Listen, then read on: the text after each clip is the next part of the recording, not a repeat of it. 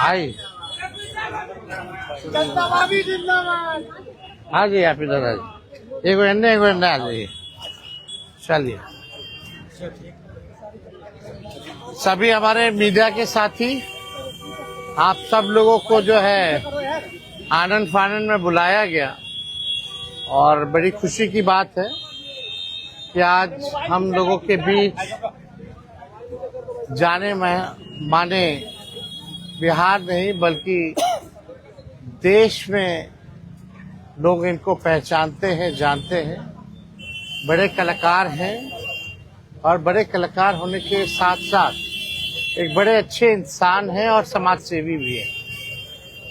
तो आज आप सब लोगों को हम बताते हैं, प्रदेश अध्यक्ष जी के नेतृत्व में, अब्दुल बारी सिद्दीकी साहब जी के नेतृत्व में, पाटलिपुत्रा सांसद मिशा जी भी यहाँ हैं, लालू जी राष्ट्रीय अध्यक्ष जी से इन्होंने आशीर्वाद लिया है और ये आज पार्टी जो है ज्वाइन कर रहे हैं और साथ में हम लोगों की भाभी भी यहाँ उपस्थित है, ये भी पार्टी की सदस्यता जो है ले रहे हैं।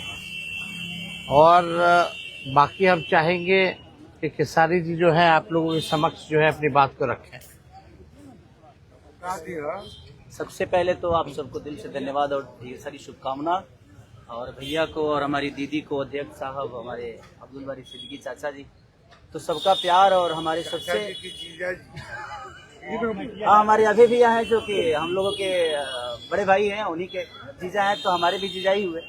और हमारे चाचा मैंने उनका प्यार मैं ही नहीं बल्कि शुरू से एक विचारधारा में रहा हूँ, मैं उस परिवार का हिस्सा रहा हूँ और कोशिश भी यही रहती है कि इस परिवार का हिस्सा बन के मैं जैसे उन्होंने पूरी दुनिया को एक करके हमारी ताकत बने, उसी तरह हम पूरी दुनिया को एक ताकत की तरफ ले जाएं और अपनी पावर, अपनी क्षमता से, अपने हुनर से, अपने विचारधारा से दुनिया को एक अलग दिशा दें।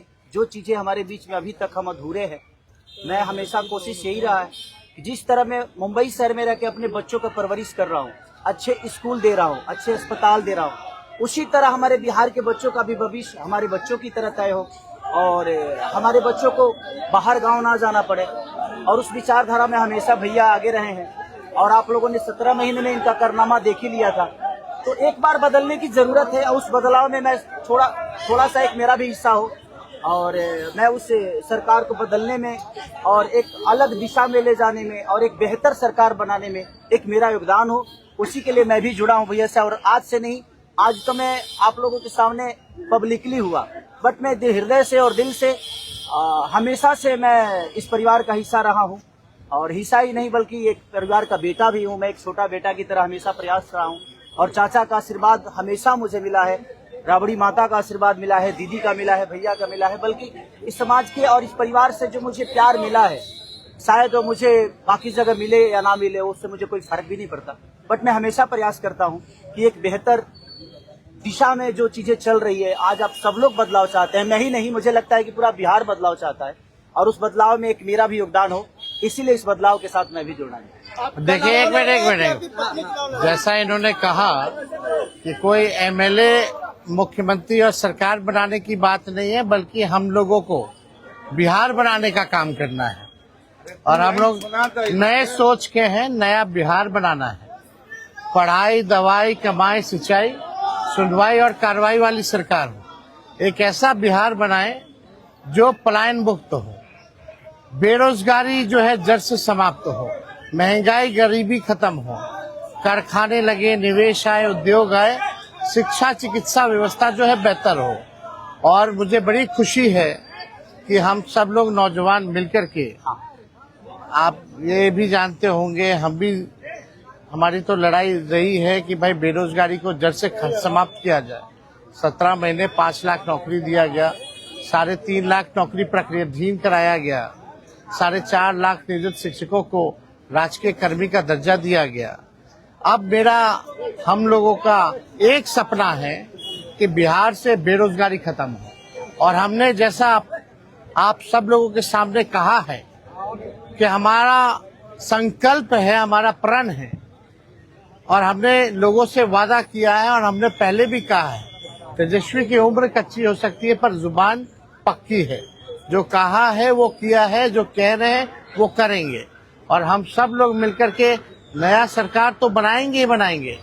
और 14 नवंबर के बाद से हम आपको बता दें कि 20 दिनों के अंदर एक कानून बनाया जाएगा और वो कानून ये होगा जो हमने पहले भी कहा था, जिस परिवार में सरकारी नौकरी नहीं है बिहार में, उस परिवार को एक सरकारी नौकरी हम लोग दिलाने का काम करेंगे। ये हम लोगों का संकल्प है और इसको सरकार बनते ही 20 महीने में जो है हम लोग जो है पूरा करने का काम करेंगे। तो कोई सवाल है तो पूछ सकते हैं। जी, कल आपने कहा कि अभी तक चुनाव लड़ने की बात नहीं हुई है, हमारी पत्नी नहीं बोली है। क्या हुआ कि एक दिन में पत्नी मान गई और फिर आज आप मीडिया के सामने आकर कह रहे हैं मना रहे थे? नहीं, देखिए जहाँ तक बात है, मैं पत्नी को जितना समझता हूँ उतना ही ये भी मुझे समझती है। इनको भी पता है कि ये मेरे साथ छठ तो मना लेती है, बट बिहार की बहुत ऐसी औरतें हैं जो अपने पति के साथ छठ तक नहीं मना पाती है, दिवाली तक नहीं मना पाती है, होली तक नहीं खेल पाती है। तो मैंने इनसे बोला कि बिहार बदलाव की तरफ जा रहा है।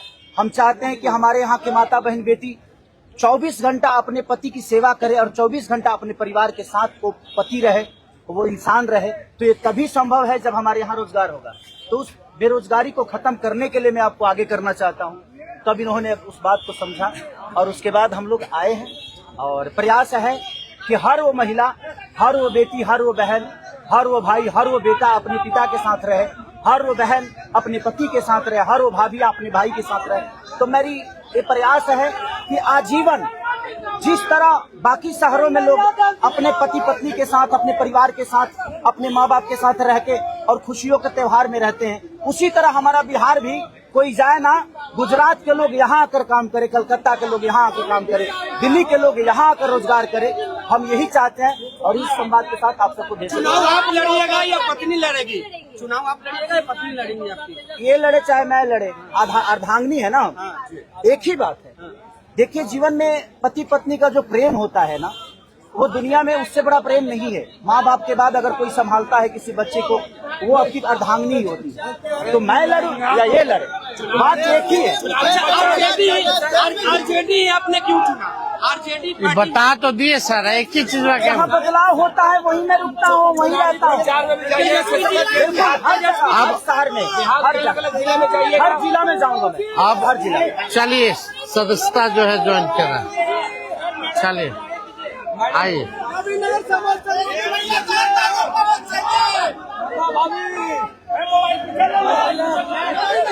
चलिए, बहुत शुक्रिया, चलिए शुक्रिया।